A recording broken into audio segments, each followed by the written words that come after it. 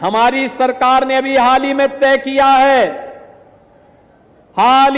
किया है सामाजिक न्याय से जुड़े हुए महापुरुष, भारत के संविधान के शिल्पी बाबा साहब भीमराव अंबेडकर, सद्गुरु रविदास जी महाराज,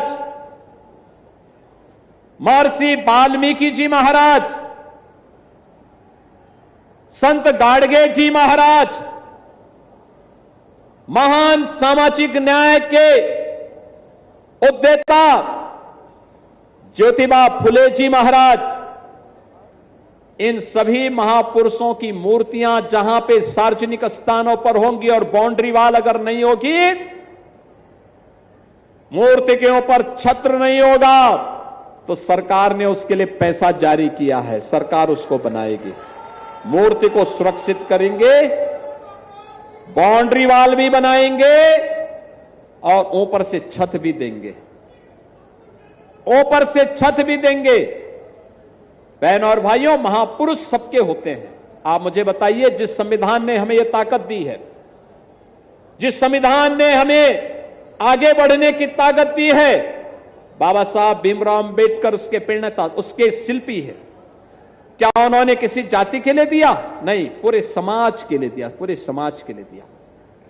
और इसलिए इन महापुरुषों को तंग दायरे में हमें नहीं देखना चाहिए। उनके प्रति सम्मान का भाव हो, कृतज्ञता का भाव हो, उसको आगे बढ़ाने के लिए, क्योंकि वही संविधान आपको नौकरी की भी और रोजगार की भी गारंटी दे रहा है, आपको आगे बढ़ने की भी प्रेरणा दे रहा है। वही संविधान गौरव के साथ आपको आगे बढ़ने के लिए भी एक नई दिशा दे रहा है।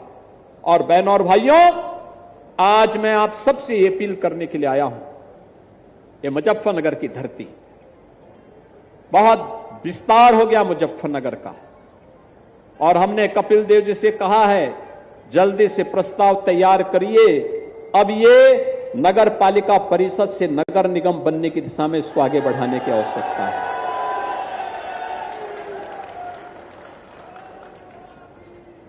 क्योंकि विकास अब आगे बढ़ना चाहिए, स्मार्ट सिटी बने यहां पर। यहां के गुड़ की मिठास मैं भी देख रहा था, कितना शानदार गुड़ बनाते हैं यहां के किसान।